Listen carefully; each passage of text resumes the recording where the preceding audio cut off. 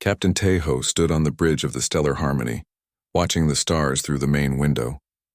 His blue skin had the pale markings that showed he was getting older. As a Vortakian, he could feel the thoughts of his crew around him like whispers in his mind. Today those whispers were calm and happy. "We will reach Kepler Station in 2 hours," said Navigator Wu Jin from his control panel. The Zephyrian's cybernetic eye glowed softly as he checked their path through space. His metal implants were common among his people, helping them fly ships better than anyone else in the galaxy. Engineer Boram looked up from her workstation. The young Keltharian female had purple skin that sparkled when she moved. "The quantum drive is working perfectly, Captain. We should have no problems with the delivery." Dr. Hyejin nodded from her seat near the science station. The Altarian woman's green scales caught the light as she studied her data pad. "I am very excited to see what the research team has found. The reports about the gravitational readings are very strange." The Stellar Harmony was a trade ship that carried supplies to different stations across the galaxy. Captain Tejo had been doing this job for 20 years. It was usually peaceful work. The 7 species in the Galactic Trade Consortium got along well, and there had not been a real war in over 100 years. "Kepler Station is calling us," Wu Jin announced. His voice came through the ship's speakers clearly. "This is Captain Tejo of the Stellar Harmony. We have your supply order and are ready to dock." "Welcome, Captain," came the reply from the station. "Base 7 is open for you. We have been waiting for those new sensor parts." Tejo smiled. The people at Kepler Station were always friendly. The station was small, with only 50 researchers studying the dying star and its strange effects on space around it. It was lonely work, but important for understanding how the universe worked. As they got closer, Tejo could see the station clearly. It was built like a wheel, spinning slowly to create gravity for the people inside. Solar panels spread out like wings to catch energy from the distant star. The star itself was huge and red, much bigger than it used to be as it slowly died. "Docking complete," Wu Jin said as the ship locked into place with the station. Boram started checking the cargo hold. "All the supplies are ready to move. The new computer cores, sensor equipment, and food supplies. Everything the station ordered." "Good work, everyone," Tejo said. "Let us finish this quickly and safely." They had been working for 1 hour when Wu Jin suddenly looked up from his controls. His cybernetic eye was flashing red warnings. "Captain, I am reading something very strange on long-range sensors." "What kind of strange?" Tejo asked, moving to look at the readings. "Large ships coming out of hyperspace. Very large, but they do not match any designs in our database." Dr. Hyejin frowned as she looked at her own readings. "The energy signatures are unlike anything I have seen before. These ships are using technology that does not match any known species." Tejo felt a cold feeling in his stomach. Through his telepathic abilities, he could sense confusion and fear starting to spread among the station's researchers. Something was very wrong. "How many ships?" he asked. "At least 20. Maybe more. They are still coming through the hyperspace portal." On the main screen, they could see dark shapes appearing in space. The ships were long and black with no lights or markings. They moved in perfect formation like a pack of hunters. "Station control, this is the Stellar Harmony. Are you seeing these unknown ships?" "We see them, Captain. We are trying to contact them now, but they are not answering any of our calls." The black ships spread out across the system, moving toward the station and the small mining platforms around the dying star. Their movements were smooth and deadly like predators closing in on prey.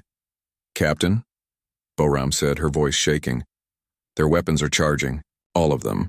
Without any warning, the black ships opened fire.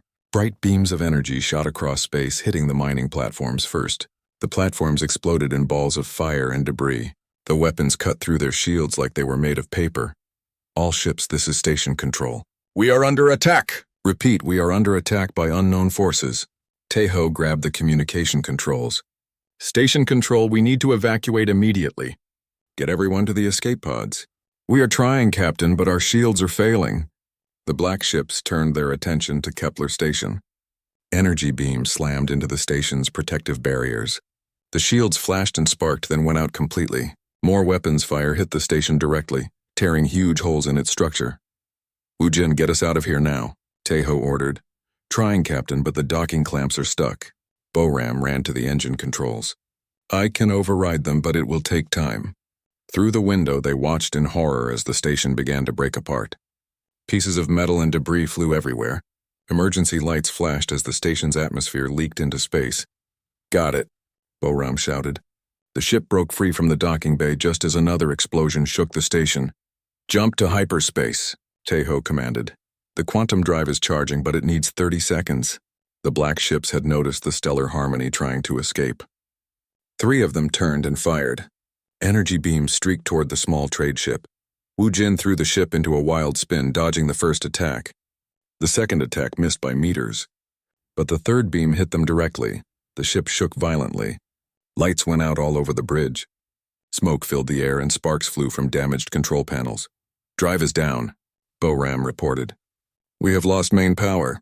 Life support is failing," Dr. Hyjin added, her voice calm despite the danger. Tejo looked around at his crew. They were hurt but alive.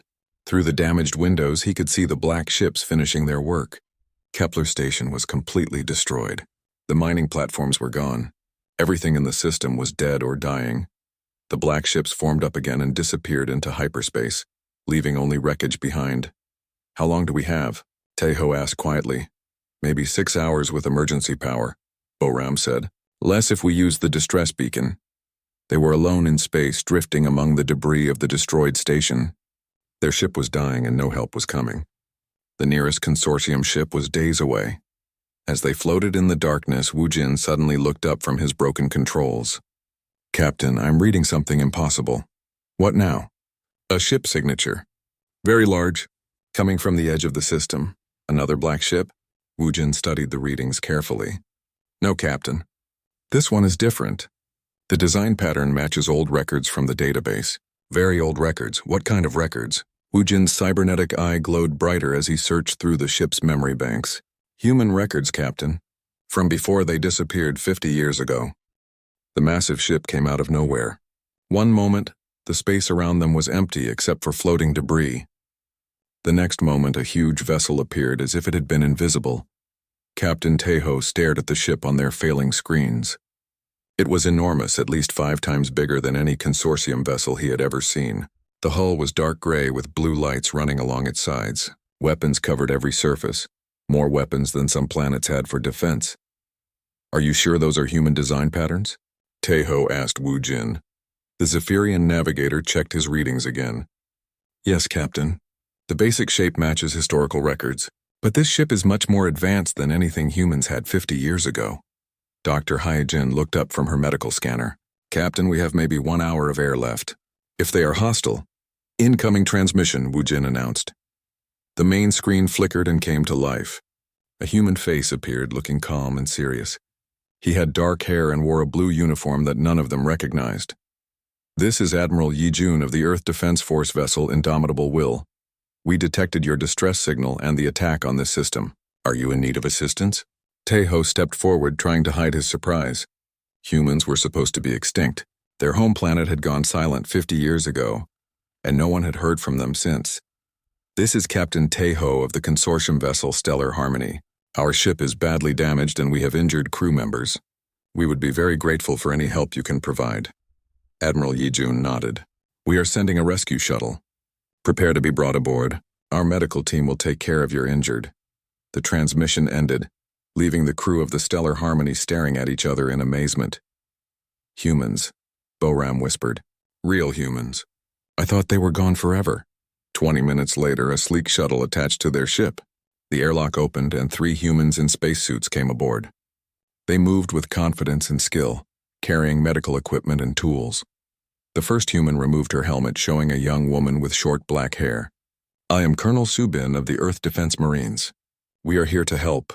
Behind her came 2 more humans. One was clearly a medic, the other an engineer. They began working immediately, checking the injured crew and examining the ship's damage. "Your quantum drive took a direct hit," the human engineer said to Boram. "We can stabilize your ship, but repairs will take time." "How are you here?" Dr. Hyjin asked Colonel Subin. "We thought all humans had died when Earth went silent." Subin helped Dr. Hyjin to her feet. The Altarian had a broken arm from when the ship was hit. "Earth did not die," Subin said simply. "We went into hiding. Admiral Yijun will explain everything once you are safe. The rescue took 1 hour. The humans worked efficiently.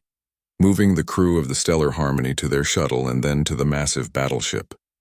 As they flew through the indomitable Will's landing bay, Tejo was amazed by what he saw. The ship was like a floating city. The landing bay alone was bigger than most space stations. Dozens of smaller ships sat in neat rows, fighters, shuttles, and boats he did not recognize. Human crew members worked everywhere, wearing uniforms and moving with military precision. "Welcome aboard the indomitable Will," Admiral Yijun said as they entered the ship. He was taller than Tejo remembered humans being, and his movements seemed too quick and smooth. "I apologize for the circumstances of our meeting." They were taken to a medical bay where human doctors treated their injuries. Dr. Hai Jin watched in fascination as the human medics worked. Their equipment was far more advanced than anything in consortium space. "Your bone structure is different from what our records show," the human doctor told Dr. Hai Jin as he treated her arm. "Evolution has continued on your world since we last had contact." "What happened to your people?" Tejo asked Admiral Yijun as they sat in the ship's meeting room. The room was large and comfortable, with windows that showed the stars outside. Admiral Yijun was quiet for a moment. 50 years ago, our deep space monitoring stations detected something terrible coming from outside our galaxy. Ships like the ones that attacked this system, but in much larger numbers. We realized that they were scouts for something worse." He activated a holographic display showing the galaxy. Red dots marked dozens of systems along the outer edge. "We called them the Devourers. They consume everything: planets, stars, entire civilizations. They turn all organic matter into computational resources for their machines." Boram stared at the display. "And you have been hiding from them for 50 years? "Not hiding," Admiral Yijun corrected. "Preparing. We knew they would come eventually. So we moved our entire civilization to hidden bases in uncharted space. We have been building ships and weapons, training soldiers, and studying the enemy." He touched another control, and the display showed human ships and bases scattered throughout empty space. "We have been watching the galaxy, waiting for the invasion to begin. The attack on Kepler Station confirms our worst fears. The full invasion has started." Dr. Hai Jin looked up from her medical scanner. "Admiral, I have been studying your crew. Your people have changed. You are stronger and faster than historical records indicate. We have had 50 years to improve ourselves," Admiral Yijun said. "Genetic enhancement, cybernetic implants, biological improvements. We knew we would need every advantage against the Devourers." Chief Engineer Daeun entered the room. She was a small woman, but Tejo could see metal implants along her arms and neck. "Admiral, we have finished examining their ship. The weapons that hit them use technology we have never seen before. The energy patterns are completely alien. The Devourers adapt quickly," Admiral Yijun explained. "They study every enemy they face and improve their weapons. That is why they have conquered so many galaxies." "How many galaxies?" Wu Jin asked quietly. "At least 12 that we know of. Possibly more. They have been doing this for millions of years." The room was silent as everyone absorbed this information. The threat was bigger than anything the consortium had ever faced. "What do you need from us?" Tejo asked finally. Admiral Yijun smiled for the first time since they had met. "Everything. We have weapons and ships, but we need allies. Each species in your consortium has abilities that could be crucial in the war ahead." He gestured to each of them in turn. Vortakian telepathy could coordinate fleet movements across vast distances. Keltharian quantum manipulation could improve our weapons and shields. Zephyrian cybernetic integration could enhance our ship systems. Altarian biological adaptability could help us understand Devourer technology. "You want us to fight alongside you," Tejo said. "I want us to fight together. Humans cannot win this war alone. But together we might have a chance." Dr. Hai Jin looked up from her medical tricorder. "Admiral, how long do we have before the main invasion fleet arrives?" "Based on the scout patterns we observed, perhaps 6 months. Maybe less if they find what they are looking for." "What are they looking for?" Boram asked. Admiral Yijun's expression grew dark. "Population centers. The Devourers prefer systems with large amounts of organic life. They will target the major consortium worlds first." He stood up and walked to the window. Outside they could see other human ships appearing from stealth, dozens of them. "This is just one battle group," he said. "We have been building for 50 years. But we need the consortium's help to evacuate civilian populations and coordinate defenses. Our governments will need proof," Tejo said. They will not believe humans have returned, let alone this threat. We will provide proof, Admiral Yijun promised. And we will start with your ship. Chief Daoan, how long to repair the stellar harmony? With our advanced tools, maybe 2 days. But Captain, we could do more than just repair it. We could upgrade it. Taeho looked at his crew. Through his telepathic connection, he could feel their thoughts. They were scared but determined. They had seen the destruction at Kepler Station. They knew the threat was real. What kind of upgrades? He asked. Dayan smiled. Stealth systems. Better weapons. Improved shields. We could make your ship invisible to devourer sensors. And in return, you carry our message to the consortium. Help us prepare for war. Because, Captain, whether your people believe it or not, the war is coming. The human base was hidden inside an asteroid that looked like any other rock floating in space. But when the indomitable Will approached it, sections of the asteroid opened like a giant flower, revealing a massive hollow interior filled with ships and lights. Captain Taeho stood at the observation window as they flew inside. The space was enormous, carved out over decades by human mining equipment. Thousands of people worked on platforms and walkways that covered the inner walls. Ships of all sizes hung in the air, supported by gravity fields. This is incredible, Boram whispered beside him. The Keltharian engineer had been amazed by human technology since their rescue. How many people live here? About 50,000, Admiral Yijun answered. This is just one of our smaller bases. We have larger facilities deeper in uncharted space. As their shuttle flew toward a docking platform, Taeho could see the scale of human preparation. Factories built ships around the clock. Training facilities prepared soldiers for battle. Research labs developed new weapons. Everything was organized and efficient.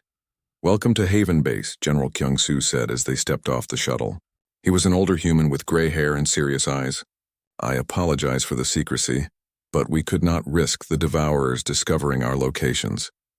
They were taken to a briefing room deep inside the asteroid. The walls were covered with displays showing star maps, ship designs, and tactical information. Dr. Inho, a thin human scientist, stood beside a large holographic projector. What you are about to see must not leave this room until we are ready, General Kyung-soo said. The survival of every living being in this galaxy depends on secrecy until the right moment. Dr. Inho activated the projector. A three-dimensional map of the galaxy appeared, showing hundreds of red dots moving slowly inward from the outer rim. These are confirmed Devourer fleet positions, he explained. We have been tracking them for years using long-range stealth probes. Each red dot represents at least 100 ships. Dr. Hyejin studied the display carefully. There are so many of them. How can anyone fight against such numbers? Numbers alone will not win this war, Dr. Inho said. He changed the display to show a close-up of a Devourer ship. These machines are powerful but predictable. They follow patterns. They have weaknesses. The ship on the display was angular and black, covered in weapons and sensors. It looked deadly and efficient. Devourer technology is based on quantum disruption, Dr. Inho continued. They break down matter at the atomic level and convert it into energy for their computers. But this process has limitations. He highlighted specific parts of the ship. Their weapons need time to charge between shots. Their shields cannot adapt to rapidly changing energy frequencies.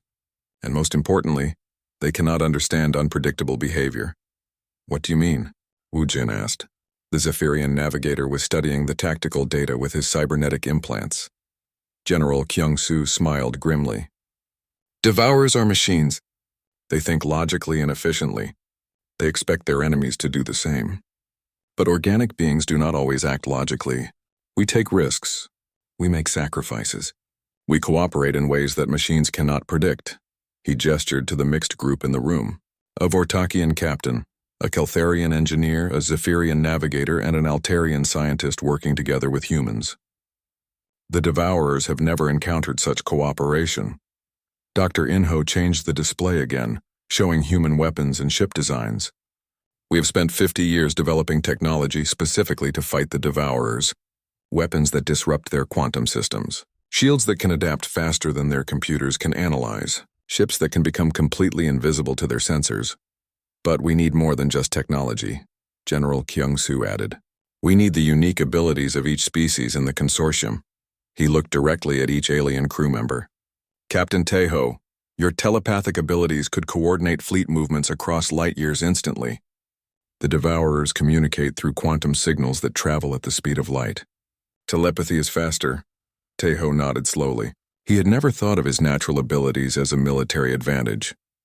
Engineer Boram, your people can manipulate quantum fields directly. You could potentially disrupt Devourer ships from the inside, causing them to tear themselves apart.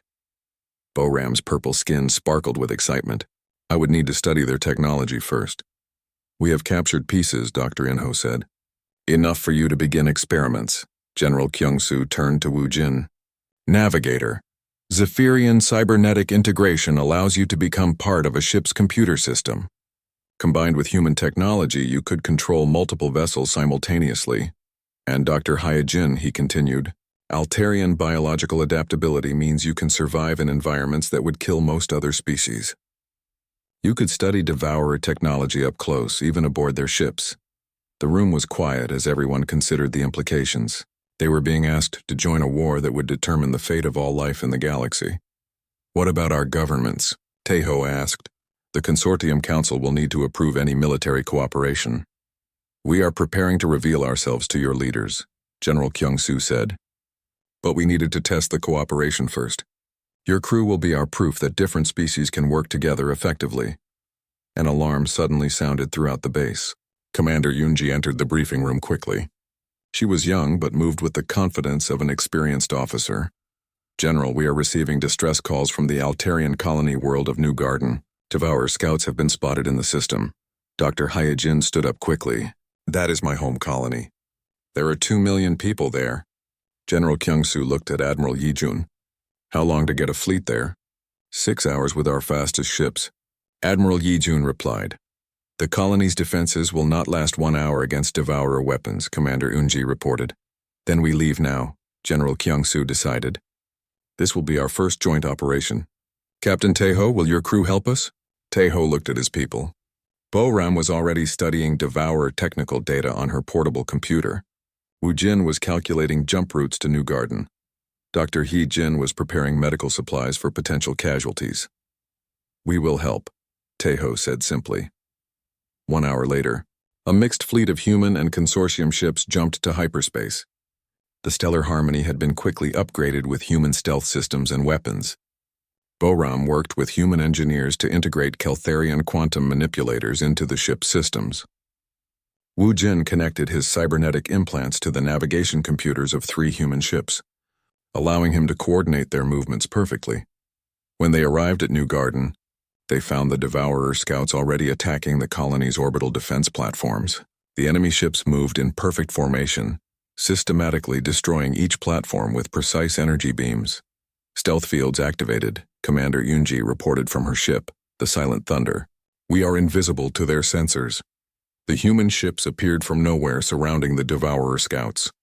Energy weapons and quantum torpedoes struck the enemy vessels before they could react.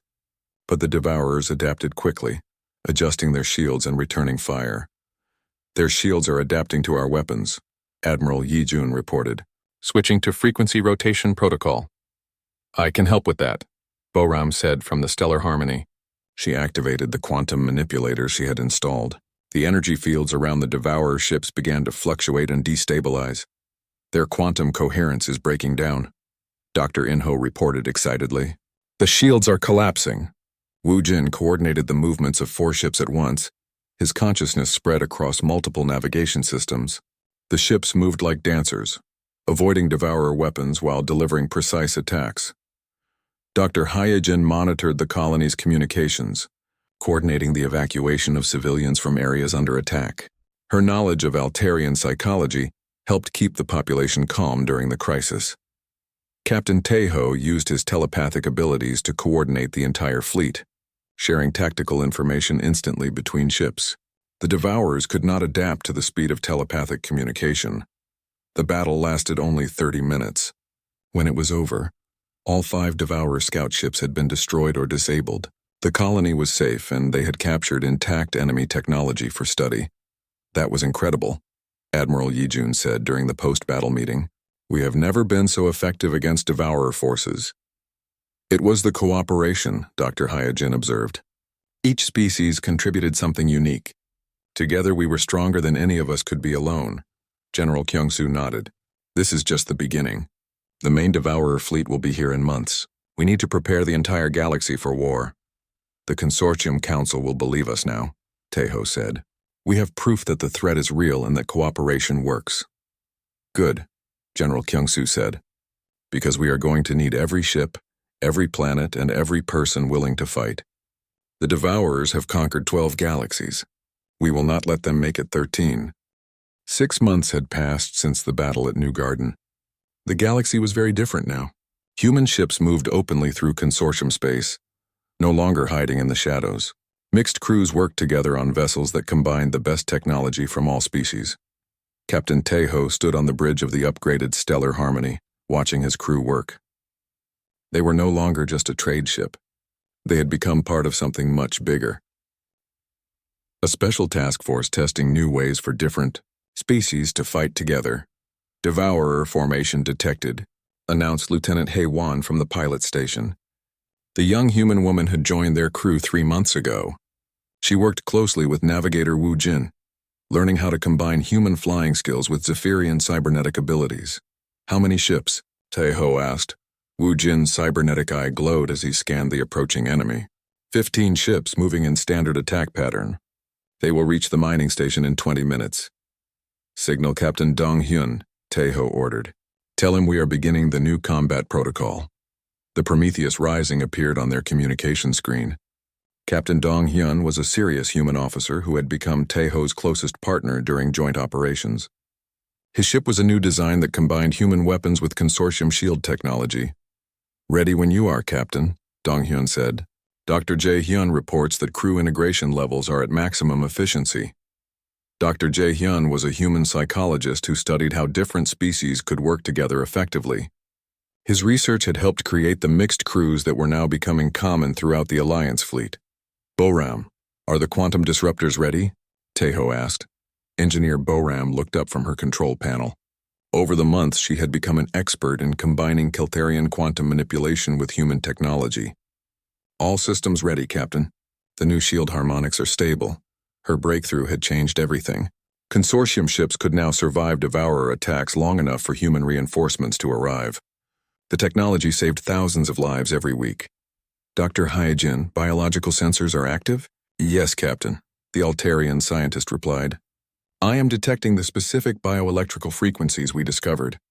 The Devourers are definitely vulnerable to them. Her research had found that Devourer machines had a weakness to certain types of biological energy that Altarian physiology could naturally produce. It was a small advantage, but every advantage mattered in this war. Beginning attack run, Lieutenant Hae-won announced. She and Woo Jin had developed a new combat flying technique. Hae-won's human reflexes combined with Woo Jin's Zephyrian neural interfaces created devastating effectiveness in space combat. They could predict enemy movements and respond faster than any single pilot. The Stellar Harmony and Prometheus Rising moved toward the Devourer formation. Both ships were invisible to enemy sensors, using advanced stealth technology that no single species could have developed alone. Enemy ships are targeting the mining station, Woo Jin reported. They will begin firing in 5 minutes. Execute Plan 7, Taeho ordered. Both ships dropped their stealth fields simultaneously, appearing directly among the Devourer formation. The enemy ships immediately turned to attack, but they were too close together to use their most powerful weapons without hitting each other. Boram activated the quantum disruptors. Energy fields around the nearest Devourer ships began to fluctuate wildly. Their shields collapsed and their weapons stopped working properly. Direct hit on enemy flagship, Captain Dong-hyun reported. Their command systems are offline. Dr. Hae-jin focused her bioelectrical abilities through specially designed transmitters. The energy patterns disrupted Devourer computer systems, causing several ships to lose coordination and collide with each other. Lieutenant Hae-won and Woo Jin working together guided both ships through the enemy formation like dancers. They avoided incoming fire while delivering precise attacks on vulnerable points that Dr. Jae-hyun's analysis had identified. Enemy ships are adapting, Woo Jin warned. They are learning to counter our tactics. Time for Phase 2, Taeho said. He activated his telepathic abilities, reaching out across space to coordinate with other ships in the area. Suddenly, 12 more Alliance vessels appeared from hyperspace. Human destroyers, consortium cruisers, and mixed crew ships surrounded the remaining Devourer forces. The coordination was perfect, with each ship knowing exactly where to position itself. "This is Admiral Yi Jun," came a familiar voice over the communication system. "All ships execute Harmony Protocol." The Harmony Protocol was the latest development in interspecies cooperation. Each ship in the fleet had crew members from multiple species, and they all worked together in ways that confused the Devourer's logical programming. Human ships provided heavy firepower, while Vortakian telepaths coordinated movements instantly. Keltharian engineers disrupted enemy systems while Zephyrian pilots flew impossible maneuvers. Altarian scientists found weaknesses while human tacticians exploited them. The battle was over in 15 minutes. All 15 Devourer ships were destroyed or disabled, and the mining station was safe. "Excellent work, everyone," Admiral Yi Jun said during the post-battle meeting. "Each engagement teaches us more about fighting together effectively." "The Devourers are adapting faster now," Captain Donghyun observed. "Their ships are learning from each battle." Dr. Jae-hyun nodded from his position at the conference table. "But so are we. The psychological profiles show that mixed crews are becoming more efficient every week. Humans are learning to trust alien abilities while alien species are learning to appreciate human tactical thinking." "There is something else," Dr. Haijin said quietly. "I have been studying the captured Devourer technology. There are patterns in their computer systems that suggest something strange." She activated a holographic display showing complex data streams.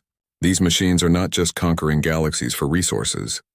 They are running calculations. Massive computations that span millions of years." "What kind of calculations?" Taeho asked. "I do not know yet. But the energy requirements are enormous. They need the computational power of entire galaxies to process whatever they are trying to solve." Boram studied the data carefully. If they are using conquered civilizations as computer components, then they are not just destroyers. They are building something that requires incredible amounts of processing power. "But what could be so important that it requires destroying entire galaxies?" Lieutenant Haewon asked. Dr. Heejin manipulated the display, showing deeper levels of the Devourer data.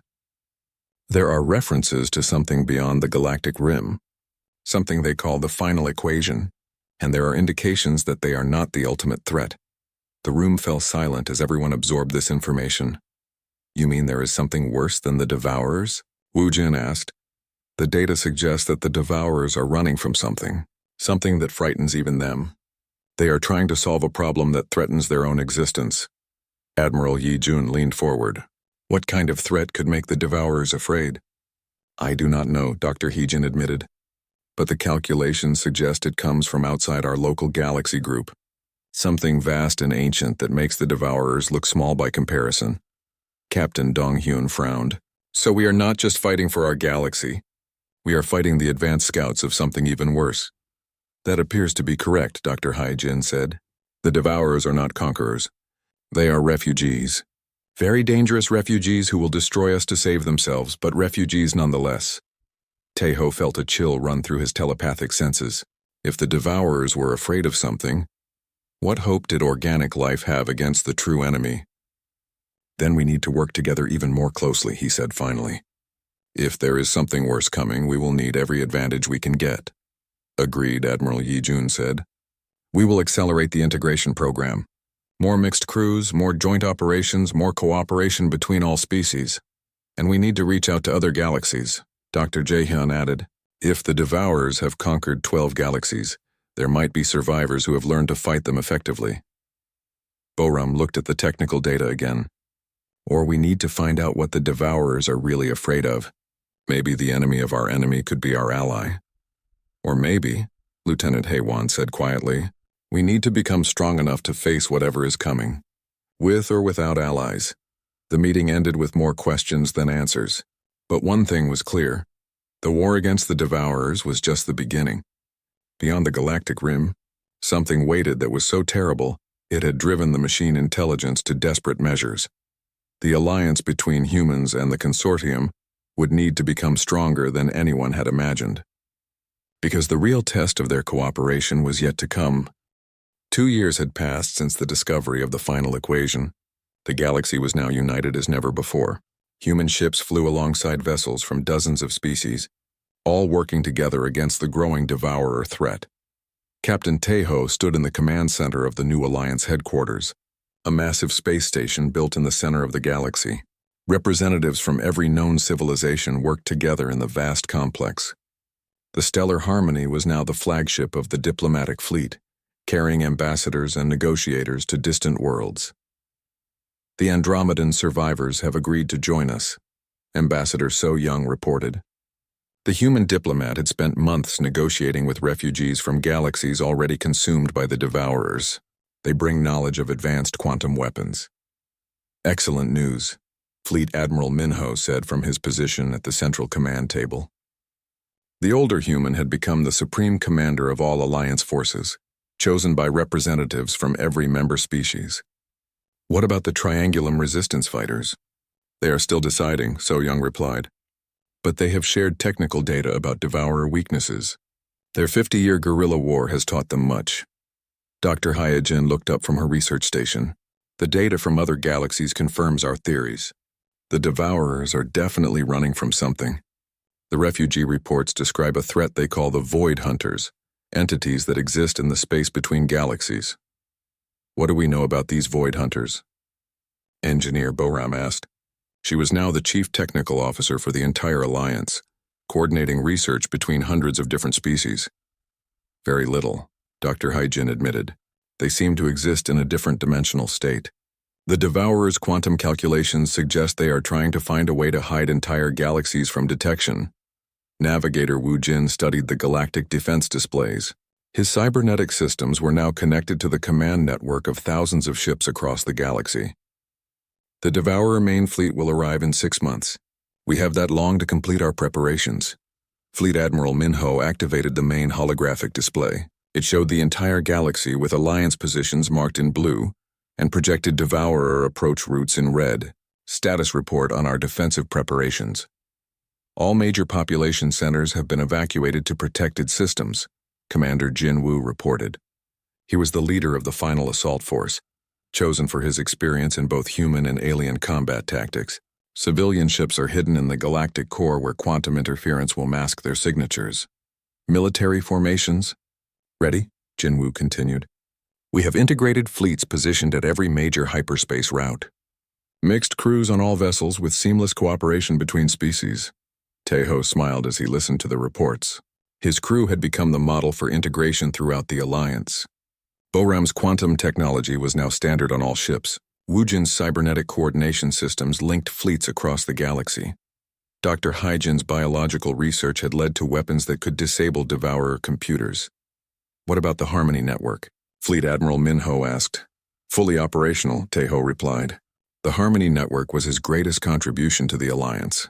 A telepathic communication system that connected Vortakian minds across the entire galaxy.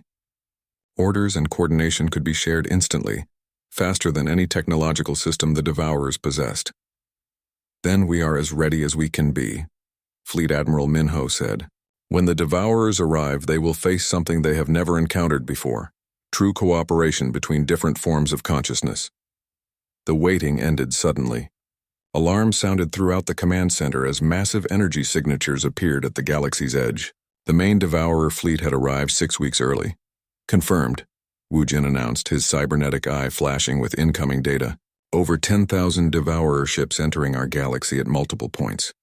They are using a coordinated insertion pattern to avoid our defensive positions. They learned from our previous battles, Commander Jinwoo observed. But so did we. Execute Plan Unity. Across the galaxy, Alliance fleets moved into position. Ships that had been hidden in asteroid fields and nebulae emerged to engage the enemy. The coordination was perfect, with every captain knowing exactly where they needed to be. Devourers are targeting major systems simultaneously, Dr. Hyojin reported. They want to prevent us from coordinating our defense. Too late for that, Tejo said with satisfaction. Through the Harmony Network, he could feel the minds of every Vortakian captain in the Alliance fleet. They were calm and determined, ready to fight for their homes. The first battles erupted across dozens of systems.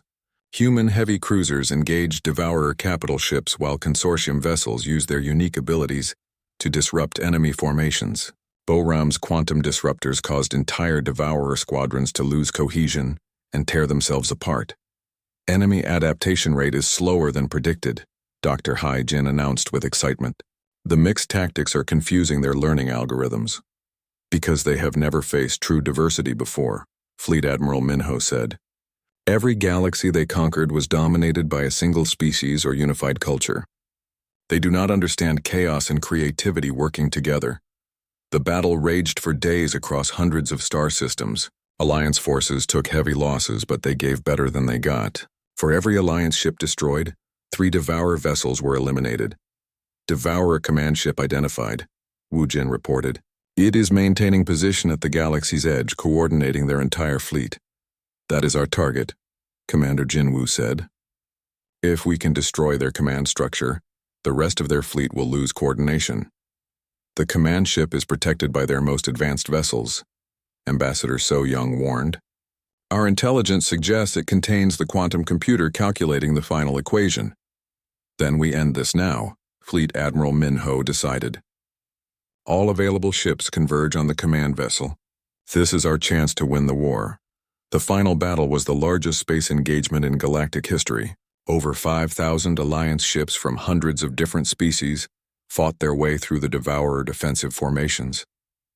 The cooperation was beautiful to watch, each species contributing their unique strengths while covering for others' weaknesses. Captain Teho led the diplomatic fleet straight toward the command ship, using the Stellar Harmony's advanced stealth systems to penetrate the enemy defenses.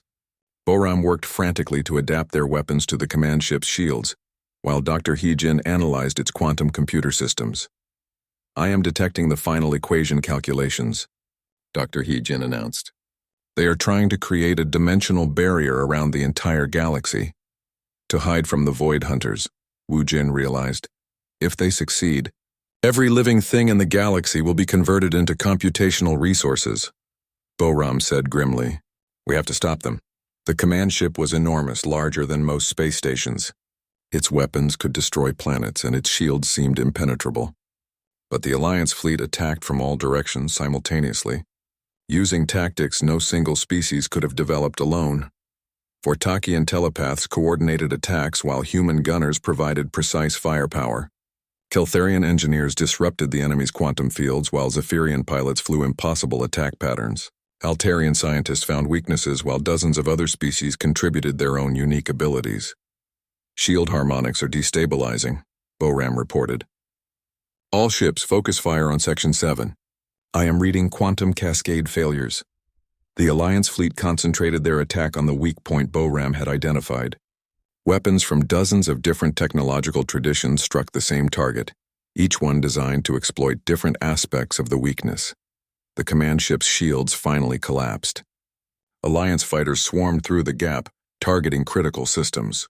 The massive vessel began to break apart as internal explosions spread throughout its structure. The quantum computer is overloading, Dr. Hai Jin announced. The final equation calculations are failing. All ships pull back, Fleet Admiral Minho ordered. The command ship is going to explode. The explosion, when it came, was visible from 1,000 light-years away. The command ship's quantum computer suffered a cascading failure that created a temporary rift in space-time itself. The energy release destroyed hundreds of Devourer ships and sent shockwaves across the entire galaxy. When the energy faded, the remaining Devourer forces were in chaos. Without their command ship's coordination, they could not adapt to Alliance tactics. The battle became a rout as confused enemy ships were picked off by coordinated Alliance attacks. Enemy fleet is in full retreat, Commander Jin Wu reported. They are fleeing back toward intergalactic space. Let them go, Fleet Admiral Minho said. We have more important work to do. The Alliance had won, but the victory came with sobering knowledge. The Void Hunters were still out there, somewhere beyond the galactic rim. The Devourers had been driven away, but they would return eventually with new plans and better preparation. What do we do now? Ambassador So Young asked. Teho looked around the command center at the representatives of dozens of different species, all working together despite their differences. We continue to work together. We prepare for whatever comes next. And we prove that cooperation is stronger than